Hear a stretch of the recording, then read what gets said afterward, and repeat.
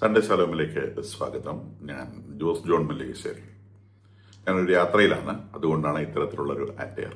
American president Donald ട്രംപിന്റെ ഗാസയെ സംബന്ധിച്ചുള്ള ഒരു 21 പോയിന്റ് സമാധാന നിർദ്ദേശം ശനിയാഴ്ച തന്നെ മാധ്യമങ്ങൾക്ക് പ്രസിദ്ധീകരണത്തിന് നൽകുകയുണ്ടായി. വളരെ റീസണബിൾ ആയിട്ടുള്ള ഒരു സമാധാന നിർദ്ദേശമാണ് അദ്ദേഹം മുൻപോട്ട് വെച്ചിട്ടുള്ളത്. രണ്ട് പാർട്ടികൾക്കും സ്വാഭാവികമായും ബുദ്ധിമുട്ടുണ്ടാക്കുന്ന നിർദ്ദേശങ്ങൾ ഇതിനകത്തുണ്ട് എന്നുള്ളത് ശരിയാണ്. പക്ഷേ ഇന്നത്തെ ഒരു സാഹചര്യത്തിൽ ഈ യുദ്ധം നിർത്തണമെങ്കിൽ അത്തരത്തിലുള്ള ഒരു നിർദ്ദേശമല്ലാതെ വേറെ ഒരു സാധ്യത ഇതിനകത്ത് കാണുന്നില്ല. ഗാസയിലെ യുദ്ധം നടക്കുകയാണ്. അവിടുത്തെ മരണം 66,000 കഴിഞ്ഞിരിക്കുന്നു. ഗാസ സിറ്റിയുടെ ഉള്ളിലേക്ക് പതിയെ പ്രവേശിക്കും തോറും IDFന്റെ വേഗത കുറഞ്ഞു വരുന്നുണ്ട്. കാരണം ഹമാസിന്റെ ചെറുത്തുനിൽപ്പിന് ശക്തി കൂടുകയാണ്. കൂടാതെ വലിയ ഇന്റർനാഷണൽ പ്രഷർ ഇസ്രായേലിന്റെ മേലെയുണ്ട്, അറബ് ലോകത്തിന്റെ മേലെ നിന്നുണ്ട്, യൂറോപ്പിന്റെ മേലെ നിന്നുണ്ട്. നെതന്യാഹുവിനെ സംബന്ധിച്ച് അദ്ദേഹം യുദ്ധം നയിക്കുന്ന പടനായകനായിരിക്കുമ്പോഴും അദ്ദേഹത്തെ സംബന്ധിച്ച് പുറകോട്ട് നോക്കാൻ അദ്ദേഹത്തിന് യാതൊരു സാധ്യതയുമില്ലാത്തപ്പോഴും അദ്ദേഹത്തിന്റെ ഏറ്റവും ക്ലോസസ്റ്റ് അലൈയായിട്ടുള്ള ഡൊണാൾഡ് ട്രംപ് അമേരിക്കൻ പ്രസിഡന്റിന് ഇതൊന്നും കാണാതെ നിവൃത്തിയില്ല. കാരണം അദ്ദേഹത്തിന് ഇന്റർനാഷണൽ റിലേഷൻസ് നിലനിർത്തേണ്ടതുണ്ട്. അപ്പം എൻറ്റയർ യൂറോപ്പും അറബ് കമ്മ്യൂണിറ്റിയും തേർഡ് വേൾഡ് കൺട്രീസും ഒക്കെ ഈ യുദ്ധം നിർത്തണമെന്ന് ആവശ്യപ്പെടുമ്പോൾ ട്രംപിനെ സംബന്ധിച്ച് ഇത്തരത്തിലുള്ള ഒരു പ്രപ്പോസലിലൂടെ അത് മുൻപോട്ട് വയ്ക്കുകയല്ല, അത് വേറെ നിർവാഹമൊന്നുമില്ല. അപ്പൊ ആ പ്രപ്പോസലിൽ പ്രധാനമായിട്ടും ഉള്ളത് ഇമ്മീഡിയറ്റ് സീസേഷൻ ഓഫ് ഹോസ്റ്റിലിറ്റീസ് ആണ്. അപ്പൊ ഏതൊരു യുദ്ധത്തിലും ആദ്യം മുൻപോട്ട് വയ്ക്കുന്ന നിർദ്ദേശം എന്ന നിലയിൽ ഇമ്മീഡിയറ്റ് സീസേഷൻ ഓഫ് ഹോസ്റ്റിലിറ്റീസ് എന്നുള്ളതാണ് അതിനകത്തെ ഒന്നാമത്തെ ഉടൻ വെടി നിർത്തുക. അതിൽ ഹമാസിന്റെ ഭാഗത്തു നിന്നുണ്ടാവേണ്ട നടപടികളായിട്ട് പറയുന്നത് വെടി നിർത്തി 48 മണിക്കൂറിനുള്ളിൽ മുഴുവൻ ബന്ധികളെയും തിരിച്ചു കൊടുക്കുക. 3, ഹമാസ് ആയുധം വെച്ച് കീഴടങ്ങുകയും പരിപൂർണമായും സമാധാനത്തിന്റെ പാതയിൽ സഞ്ചരിക്കാമെന്ന് ഇന്റർനാഷണൽ കമ്മ്യൂണിറ്റിയുടെ മുൻപിൽ അല്ലെങ്കിൽ മധ്യസ്ഥരുടെ മുൻപിൽ സമ്മതിക്കുകയും ചെയ്യുക. അങ്ങനെ സമ്മതിക്കാൻ പറ്റാത്തവര് ഗാസയിൽ നിന്ന് എന്നേക്കുമായി അവർക്ക് അസൈലം കൊടുക്കാൻ തയ്യാറുള്ള രാജ്യങ്ങളിലേക്ക് ഒഴിഞ്ഞു പോവുക. സ്വാഭാവികമായിട്ടും അവരെ സ്വീകരിക്കാൻ ഖത്തർ പോലുള്ള രാജ്യങ്ങളുണ്ട്, അവിടേക്ക് ഒഴിഞ്ഞു പോവുക. പിന്നീട് ഇതാണ് ഇവരെ സംബന്ധിച്ച് ചെയ്യേണ്ട കാര്യങ്ങളായിട്ട് പറഞ്ഞത്. പാലസ്തീനികളെ സംബന്ധിച്ച് പാലസ്തീനികൾക്ക് അവിടെ നിന്ന് പോകേണ്ടവർക്ക് പോകാം, അവിടെ നിൽക്കേണ്ടവർക്ക് നിൽക്കാം. അവിടെ നിന്ന് ആരെയും ബലം പ്രയോഗിച്ച് സാധാരണ പാലസ്തീനികളെ ഗാസയിൽ നിന്ന് പുറത്താക്കുകയില്ല. സ്വാഭാവികമായും ഇത് ട്രംപ് നേരത്തെ പറഞ്ഞ നിർദ്ദേശങ്ങളിൽ നിന്നും വളരെ വിരുദ്ധമായ സംഗതിയാണ്. അപ്പൊ അദ്ദേഹം ഇസ്രായേലിന്റെ ഭാഗത്തു നിന്ന് പറയുന്നത് ഇസ്രായേൽ പതിയെ അവിടെ നിന്ന് പട്ടാളത്തെ പിൻവലിക്കണം. ഗാസയുടെ നിയന്ത്രണം US നേതൃത്വത്തിലുള്ള ഒരു ഫോഴ്സ്, അത് സ്വാഭാവികമായിട്ടും അറബ് ഫോഴ്സുകളും യൂറോപ്യൻ ഫോഴ്സുകളും ഒക്കെ ചേർന്ന ഒരു ഫോഴ്സ് ഗാസയുടെ നിയന്ത്രണം ഏറ്റെടുക്കും. അവിടെ ഇസ്രായേലിന് ഒരു ബുദ്ധിമുട്ടും ഉണ്ടാകാത്ത സാഹചര്യങ്ങൾ സൃഷ്ടിക്കുന്നുവെന്ന് അവർ ഉറപ്പാക്കും. കൂടാതെ ഇസ്രായേലിന്റെ ഭാഗത്തു നിന്ന് ഗാസയുടെ നേരെയും അതിക്രമങ്ങൾ നടക്കുന്നില്ല എന്ന് അവർ ഉറപ്പാക്കും. കൂടാതെ ഗാസയുടെ ഭരണം പാലസ്തീനിയൻ ടെക്നോക്രാറ്റ്സിന്റെ ഒരു ഗ്രൂപ്പിനെ ഏൽപ്പിക്കുമെന്നാണ് അദ്ദേഹം പറയുന്നത്. ആരാണ് അദ്ദേഹത്തിന്റെ മനസ്സിലുള്ളതെന്ന് അറിയില്ല, അദ്ദേഹം ആരെയാണ് കണ്ടുവച്ചിട്ടുള്ളതെന്ന് അറിയില്ല. പക്ഷെ പാലസ്തീനിയൻ ടെക്നോക്രാറ്റ്സിന്റെ നേതൃത്വത്തിലുള്ള ഒരു ഗ്രൂപ്പിനെ അത് ഏൽപ്പിക്കും. പാലസ്തീനിയൻ അതോറിറ്റിക്ക്, അതായത് ഇപ്പോൾ വെസ്റ്റ് ബാങ്ക് ഗവേൺ ചെയ്യുന്ന മുഹമ്മദ് അബ്ബാസിന്റെ ഗവൺമെന്റിന് ഗാസയിൽ ഒരു റോൾ ലഭിക്കും. അവിടെയുള്ള റീകൺസ്ട്രക്ഷൻ പ്രവർത്തനങ്ങൾ എങ്ങനെയാണ് ചെയ്യേണ്ടത് എന്നതിനെ സംബന്ധിച്ച് അവർക്ക് പ്ലാനുകൾ ഉണ്ടാക്കാം. അതനുസരിച്ച് ഇന്റർനാഷണൽ കമ്മ്യൂണിറ്റി, പ്രധാനമായും അറബ് രാജ്യങ്ങൾ, ഗാസയുടെ റീകൺസ്ട്രക്ഷന് അവരെ സഹായിക്കും. കൂടാതെ ഇന്റർനാഷണൽ ആയിട്ട് വരുന്ന സഹായങ്ങൾ ഗാസയിലേക്ക് കൊണ്ടുവരും. ആളുകളുടെ ഭക്ഷണം അടക്കമുള്ള ആവശ്യങ്ങൾ പരിപൂർണമായും നിറവേറ്റാൻ ഇന്റർനാഷണൽ ഏജൻസികൾ, അത് റെഡ് ക്രോസും പ്രൈവറ്റ് ഏജൻസികളും UN അടക്കമുള്ള ഏജൻസികൾ, പുറമേയുള്ള ഏജൻസികൾ, ഗാസയുടെ ഉള്ളിലുള്ള അല്ലാത്ത ഏജൻസികൾ അത് നിർവഹിക്കും. കൂടാതെ ഗാസൻസിന് നേരത്തെ സൂചിപ്പിച്ചതുപോലെ ആർക്കെങ്കിലും പോകണമെങ്കിൽ പോകാം, പോയവർക്ക് തിരിച്ചു വരണമെന്ന് ആഗ്രഹിക്കുന്ന സമയത്ത് തിരിച്ചു വരാനുള്ള അവസരം കൊടുക്കും. ഇപ്പം ഇസ്രായേലിന്റെ കൺട്രോളിലുള്ള ഗാസയിലോ വെസ്റ്റ് ബാങ്കിലോ സാധാരണഗതിയിൽ ഒരാൾ പുറത്തേക്ക് പോയാൽ പിന്നെ അയാൾക്ക് തിരിച്ചു വരാനാവില്ല. അപ്പം അങ്ങനെ ഒരു സാഹചര്യമല്ല. പിന്നീട് ഈ പാലസ്തീൻ അതോറിറ്റിയുടെ കീഴിൽ ഇത് ഡെവലപ്പ് ചെയ്ത് ഇന്റർനാഷണൽ കമ്മ്യൂണിറ്റിയുടെ മോണിറ്ററിംഗിൽ ഇത് മെച്വറായി എന്ന ഒരു അവസ്ഥ വന്നാൽ പാലസ്തീന് സ്റ്റേറ്റ്ഹുഡ് അനുവദിക്കുന്ന കാര്യങ്ങളിലേക്ക് അത് നീങ്ങും. അപ്പം ഇതിനകത്ത് പ്രധാനമായുമുള്ള റിസ്ക് പോയിന്റ് എന്ന് പറയുന്നത് പാലസ്തീന് സ്റ്റേറ്റ്ഹുഡ് എന്ന് നൽകും എന്നതിനെ സംബന്ധിച്ചുള്ള ടൈം ഫ്രെയിം ഒന്നും പറഞ്ഞിട്ടില്ല. പക്ഷെ ഇതുവരെ അമേരിക്ക പറയാത്ത ഒരു സ്റ്റാൻഡിലേക്ക് ഇത് എത്തുകയാണ്. പാലസ്തീന് സ്റ്റേറ്റ്ഹുഡ് നൽകും, അതിന് മാത്രമുള്ളൊരു മെച്യൂരിറ്റി ഇതിനകത്ത് എല്ലാം നിശ്ചയമായിട്ടും അടിയിലൂടെ വായിക്കുമ്പോൾ ഇൻഡിസിഷന്റെ പോയിന്റ്സ് ഉണ്ട്. എന്താണ് മെച്യൂരിറ്റി എന്നുള്ള ഉദ്ദേശിക്കുന്നത്, ഇങ്ങനത്തെ കാര്യങ്ങളൊക്കെ ഉണ്ട്. എന്തായാലും ശരി, മെച്യൂരിറ്റി വരികയാണെങ്കിൽ ആ സമയത്ത് അപ്പൊ സ്വാഭാവികമായിട്ടും ഇത് രണ്ട് വിഭാഗത്തെ സംബന്ധിച്ചും, നെതന്യാഹുവിനെ സംബന്ധിച്ചും അതുപോലെ ഹമാസിനെ സംബന്ധിച്ചും ടഗ് വാറിൽ ഏർപ്പെട്ടിരിക്കുന്ന അല്ലെങ്കിൽ യുദ്ധത്തിൽ ഏർപ്പെട്ടിരിക്കുന്ന, മത്സരത്തിൽ ഏർപ്പെട്ടിരിക്കുന്ന ഗ്രൂപ്പുകൾ എന്ന നിലയിൽ രണ്ടു കൂട്ടർക്കും ആക്സെപ്റ്റബിൾ അല്ലാത്ത ഒരുപാട് കാര്യങ്ങൾ ഇതിനകത്തുണ്ട്. പക്ഷെ ഒരു മീഡിയേറ്റർക്ക് ഇതല്ലാതെ വേറൊരു പോയിന്റ് വെക്കാൻ സാധിക്കുകയില്ല എന്ന് നമ്മൾ ഈ വരികൾക്കിടയിലൂടെ വായിച്ചു കഴിഞ്ഞാൽ സാധിക്കും. കാരണം ഇത് എൻറ്റയർ വേൾഡ് ഉൾപ്പെടുന്ന ഒരു കമ്മ്യൂണിറ്റിയുടെ ഒരു റെപ്രസെന്റേറ്റീവ് എന്ന നിലയിൽ ട്രംപ് മുൻപോട്ട് വെക്കുന്ന ആശയങ്ങളാണ്. ഇപ്പം ഗാസയിൽ നിന്ന് മുഴുവൻ ആളുകളെയും ഒഴിപ്പിക്കണം എന്നൊക്കെയുള്ള നിലപാടുകൾ അതിനകത്ത് എത്രത്തോളം ശരികളുണ്ട് എന്ന് പറഞ്ഞാലും ശരി, 10-20 ലക്ഷം മനുഷ്യരുണ്ട്, അവരൊക്കെ മാഞ്ഞു പോവുകയില്ല, കൊന്നു തീർക്കാനാവില്ല, എടുത്തെറിഞ്ഞ് കടലിൽ കളയാൻ പറ്റില്ല. അപ്പം സ്വാഭാവികമായിട്ടും ഇത്തരം ഒരു നിർദ്ദേശമല്ലാതെ വേറെ ഇതിനകത്ത് പ്രായോഗികമായിട്ട് മുൻപോട്ട് വയ്ക്കാൻ വേറെ നിർദ്ദേശങ്ങളില്ല എന്നുള്ളതാണ് തൽക്കാലത്തെ വസ്തുത എന്നുള്ളത് എല്ലാവർക്കും മനസ്സിലാവും. ഇതിനെ സംബന്ധിച്ച് ഇനി സംഭവിക്കാനിടയുള്ളൂ. ഇന്നിപ്പം ഇന്ന് തിങ്കളാഴ്ച ട്രംപും നെതന്യാഹുവിനുള്ള വളരെ പ്രധാനപ്പെട്ട മീറ്റിംഗ് നടക്കുകയാണ്. ഇന്നലെ നെതന്യാഹു പത്രക്കാരെ കാണുമെന്ന് പറഞ്ഞിരുന്നു. ഫോക്സ് ന്യൂസിന് അദ്ദേഹം ഒരു ഇന്റർവ്യൂ അനുവദിച്ചിരുന്നു. പക്ഷെ അതൊന്നും ഇന്നലെ നടന്നില്ല. കാരണം നെതന്യാഹുവിനെ സംബന്ധിച്ച് ഇന്നലെ അദ്ദേഹത്തിന്റെ അലൈസുമായിട്ട് കണ്ടിന്യൂസ് ആയിട്ട് അദ്ദേഹം ചർച്ചയിലായിരുന്നു. ഏകദേശം 18-19 മണിക്കൂർ നീളുന്ന ചർച്ചകൾ ഇന്നലെ അദ്ദേഹം നടത്തിയിട്ടുണ്ട് എന്നാണ് മനസ്സിലാവുന്നത്. കാരണം അദ്ദേഹത്തിന്റെ റൈറ്റ് വിംഗ് പാർട്ട്നേഴ്സിനെ സംബന്ധിച്ച് ഇത് അശേഷം ആക്സെപ്റ്റബിൾ അല്ല. നെതന്യാഹു ആഫ്റ്റർ ഓൾ പട്ടാളക്കാരൻ, അദ്ദേഹം ഒരു പൊളിറ്റീഷ്യനാണ്. അദ്ദേഹത്തെ സംബന്ധിച്ച് അദ്ദേഹത്തിന്റെ ഗവൺമെന്റിനെ അദ്ദേഹത്തിന് മുൻപോട്ട് കൊണ്ടുപോകേണ്ടതുണ്ട്. അദ്ദേഹത്തിന്റെ എക്സ്ട്രീം റൈറ്റ് വിംഗ് ആയിട്ടുള്ള ആളുകളെ അദ്ദേഹത്തിന് ഇതെങ്ങനെ പറഞ്ഞ് ബോധ്യപ്പെടുത്താൻ സാധിക്കും എന്നുള്ളത് വളരെ പ്രധാനപ്പെട്ട ഒരു വിഷയമാണ്. മാത്രമല്ല, ജസ്റ്റ് ഒരു വർഷം കഴിഞ്ഞാൽ ഇസ്രായേൽ ഇലക്ഷൻ വരികയാണ്. അപ്പം ഇത്തരം കാര്യങ്ങളെല്ലാം മുൻകൂട്ടി കണ്ടുകൊണ്ട് മാത്രമാണ് നെതന്യാഹുവിന് ഈ കാര്യത്തിൽ ഒരു സ്റ്റെപ്പ് എടുക്കാൻ സാധിക്കും. ഇനി യുദ്ധം തുടരുന്ന ഒരു സാഹചര്യത്തിൽ യുദ്ധം എന്ന് അവസാനിപ്പിക്കാൻ സാധിക്കും എന്ന് പറയാൻ കഴിയാത്തൊരു യുദ്ധമാണിത്. കാരണം ഈ യുദ്ധം ചെയ്യുന്ന ഒരു തീവ്രവാദ സംഘടനയോടാണ്. മരണം അല്ലെങ്കിൽ കൊല്ലൽ, ഈ രണ്ട് കാര്യം അവർക്ക് അറിയാൻ പാടില്ല. ഒന്ന് കൊല്ലും അല്ലെങ്കിൽ മരിക്കും. അപ്പൊ ഇത് അവസാനത്തെ ആളെ കൊന്നു തീർക്കുന്നത് വരെ ഈ യുദ്ധം അവസാനിക്കാൻ പോകുന്നില്ല. ഇത് പിന്നെ മണ്ണിനടിയിലും തുരങ്കത്തിലും മറ്റിടത്തും ഒക്കെ ഇരുന്ന് ചെയ്യാണ്. കൂടാതെ 20 ജീവനുള്ള ബന്ധികൾ അവരുടെ ഇടയിലുള്ള 47 ശരീരങ്ങളുമുണ്ട്. ഇതിനകത്ത് ഹമാസ് ഇത് ഏകദേശം മുൻകൂട്ടി കണ്ടുകൊണ്ട് തന്നെ ഒരു തടയിടുന്നതിന്റെ ഭാഗമായിട്ടാണ് നെതന്യാഹു UN പ്രസംഗിച്ച സമയത്ത് ജീവനോടെ ഉണ്ട് എന്ന് അദ്ദേഹം പറയുന്ന 20 ബന്ദികളുടെ പേര് അദ്ദേഹം ഇന്റർനാഷണൽ കമ്മ്യൂണിറ്റിയുടെ മുൻപിൽ UN വായിച്ച് കേൾപ്പിച്ചിട്ടുണ്ട്. അപ്പൊ ഞാൻ വിചാരിക്കുന്നത് ഇത്തരം ഒരു സമാധാന ശ്രമം വരികയാണെങ്കിൽ എന്റെ 20 ബന്ദികളിൽ ഒരെണ്ണം കുറഞ്ഞ ഞാൻ സമ്മതിക്കുകയില്ല, അതിൽ ഒരാൾക്കെങ്കിലും ജീവനിൽ ഞാൻ സമ്മതിക്കുകയില്ല എന്ന് പറയാനുള്ള ഒരു സാധ്യത അദ്ദേഹം അവിടെ ഇട്ടിട്ടുണ്ട് എന്നാണ് ഞാൻ വിചാരിക്കുന്നത്. അപ്പൊ നെതന്യാഹുവിന്റെ ഭാഗത്ത് നിന്ന് അദ്ദേഹം വെക്കാൻ സാധ്യതയുള്ള ഏറ്റവും പ്രധാനപ്പെട്ട ചലഞ്ചിങ് പോയിന്റ്സ് ഈ അവസാന നിമിഷത്തിൽ ജീവനോടെ ഉണ്ടായിരുന്ന 20 പേരിൽ പിന്നെയും ഒരാളുകളെ കൊന്നിട്ടുണ്ട്. അതുകൊണ്ട് സമാധാന ശ്രമം ആക്സെപ്റ്റബിൾ അല്ല എന്ന് അദ്ദേഹം പറയാനുള്ള ഒരു സാധ്യതയാണ് ഞാൻ അദ്ദേഹത്തിന്റെ ഭാഗത്ത് നിന്ന് കാണുന്നത്. ഈ മുഴുവൻ ബന്ദികളെയും പൂർണ്ണമായും ജീവനോടെ കൊടുക്കാൻ ഹമാസിന് സാധിക്കുമോ എന്നുള്ളത് മാത്രമല്ല, ഈ 47 പേരും ഇവരുടെ കയ്യിൽ തന്നെ ഉണ്ടോ, ഈ 47 പേര് ട്രാൻസ്ഫർ കഴിയുമോ? കാരണം ഇതിനകത്ത് ഏറ്റവും പ്രധാനപ്പെട്ട വിഷയം 47 പേര് തന്നെയാണ്. അപ്പൊ അത് സാധിക്കുമോ എന്നുള്ള ഒരു പ്രധാനപ്പെട്ട പോയിന്റ് ഇവിടെ നിലനിൽക്കുന്നുണ്ട്. കൂടാതെ ഹമാസ് എന്ന് പറയുന്ന ഒരു സംഘടന അവർ ഭീകരവാദം ഉപേക്ഷിക്കാനുള്ള സാധ്യത ഇത്രയും ആളുകളെ, ഈ 47 ബന്ധികളെ അതിൽ 20 എണ്ണത്തിനും ജീവനോടെ തിരിച്ചു കൊടുക്കുന്നതിനേക്കാൾ ബുദ്ധിമുട്ട് പിടിച്ച ഒരു കാര്യമാണ് ഈ ഹമാസ് എന്ന് പറയുന്ന ഈ ഭീകര സംഘടന അവരെ ഭീകരത ഉപേക്ഷിക്കാതെ പോകുന്നത്. കാരണം അവർക്ക് അത് മാത്രമേ അറിയത്തുള്ളൂ.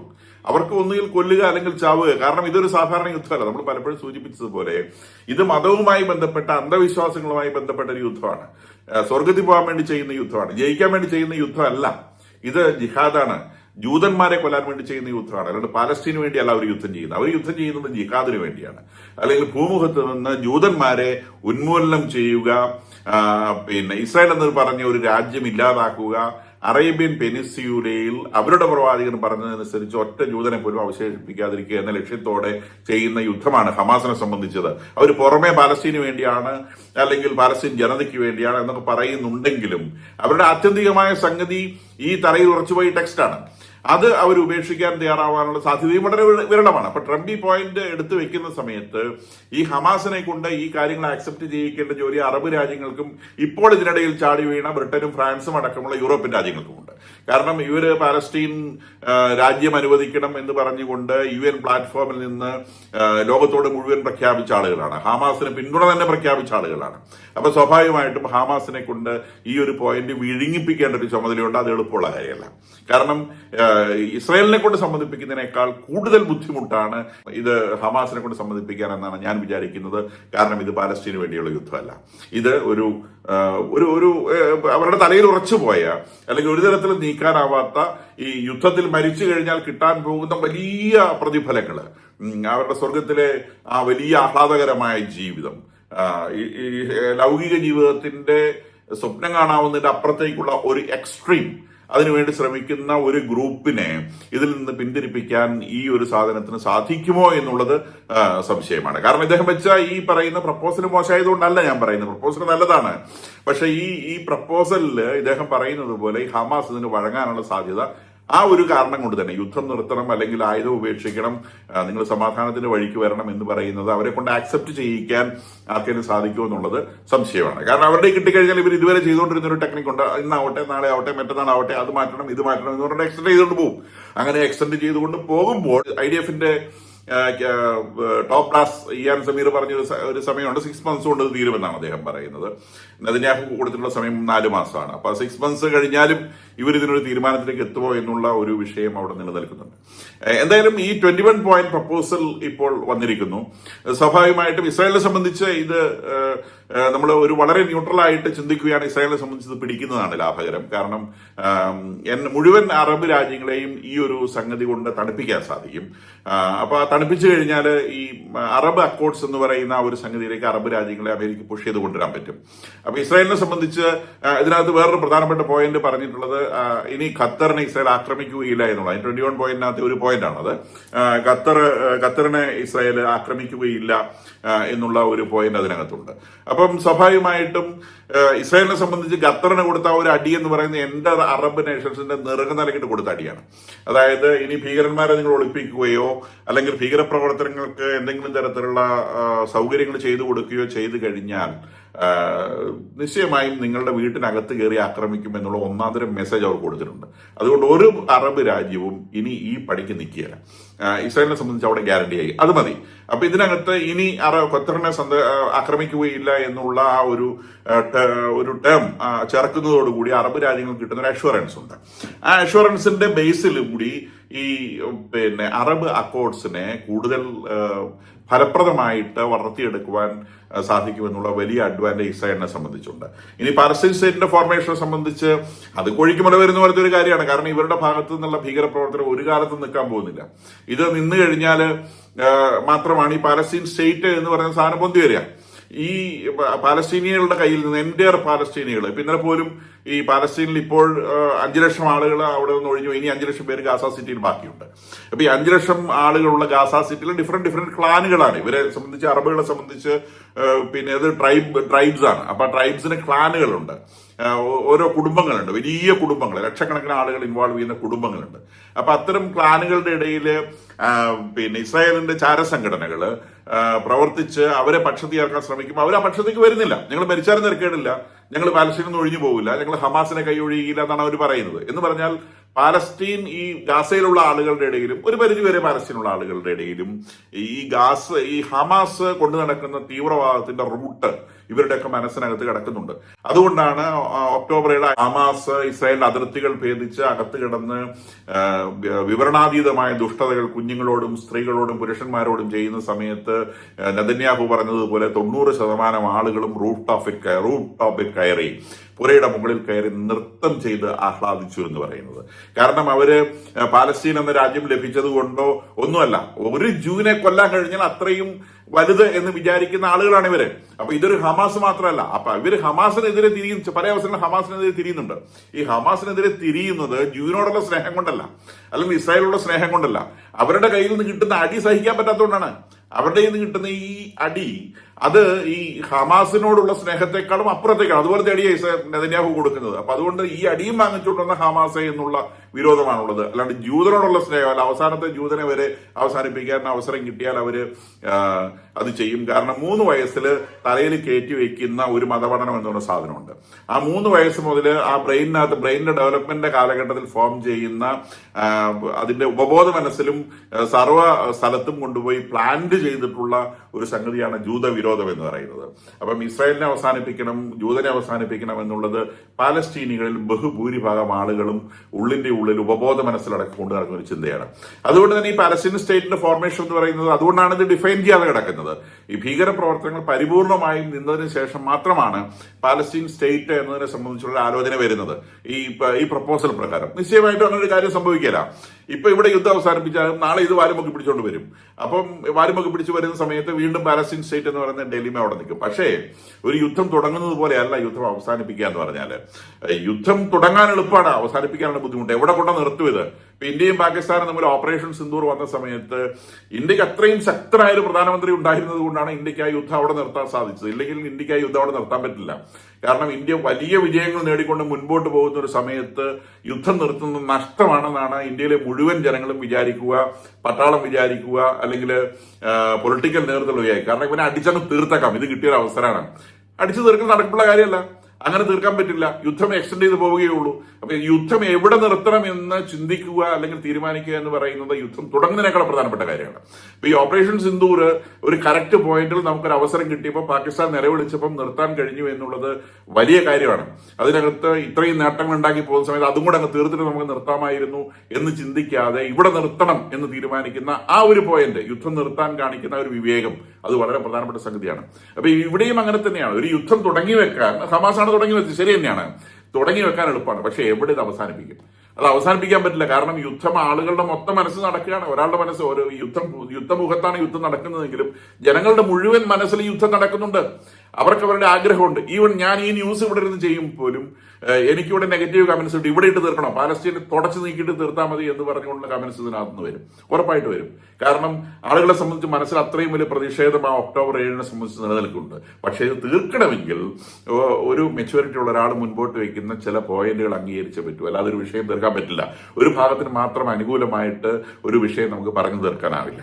അപ്പൊ ഈ ഒരു വിഷയത്തിൽ വെക്കാവുന്നതിൽ ഏറ്റവും കരണീയമായിട്ടുള്ള പ്രപ്പോസൽ തന്നെയാണ് ട്രംപ് വെച്ചിട്ടുള്ളത്. അദ്ദേഹം തന്നെ പറഞ്ഞ ഒരുപാട് വാക്കുകളിൽ നിന്ന് അദ്ദേഹം പിൻപോട്ട് പോയിട്ടുണ്ട്. ഗാസേനെ river of the Middle East ആക്കുന്നൊക്കെ പറഞ്ഞ ആളാണ് അദ്ദേഹം.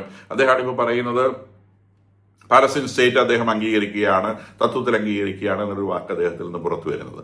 അപ്പൊ ഇത് പിന്നെ ഒരു അദ്ദേഹത്തിന് നോബൽ പ്രൈസ് സ്വപ്നങ്ങളും ഒക്കെ ഉണ്ടായിരിക്കാം. അതൊക്കെ അതിന്റെ വഴിക്ക് പോട്ടെ, അദ്ദേഹത്തിന് കിട്ടുന്നെങ്കിൽ അദ്ദേഹം വായിച്ചോട്ടെ, അത് നമ്മുടെ വിഷയമുള്ള കാര്യമല്ല. പക്ഷെ ഈ ഒരു പ്രപ്പോസല് എത്ര പ്രായോഗികമാവുമോ എന്നുള്ളത് വേറെ വിഷയം. പക്ഷെ ഈ ഒരു പ്രപ്പോസൽ ആക്സെപ്റ്റ് ചെയ്യാൻ പറ്റുകയാണെങ്കിൽ നല്ലതാണ്. ഇതിന്റെ പേരിൽ സീസ്ഫയർ ഉണ്ടാവുമെന്ന് നമുക്ക് പറയാൻ സാധിക്കുകയില്ല. എന്തായാലും ഇത് മുൻപോട്ട് പോട്ടെ, മരണങ്ങൾ ഒഴിവാകുന്ന ഒരു സാഹചര്യം നിലവിൽ വരട്ടെ എന്ന് തന്നെയാണ് നമുക്ക് ഓരോരുത്തർക്കും ആശിക്കാൻ ഈ ഒരു അവസരത്തിൽ സാധിക്കുക എന്നാണ് ഞാൻ വിചാരിക്കുന്നത്.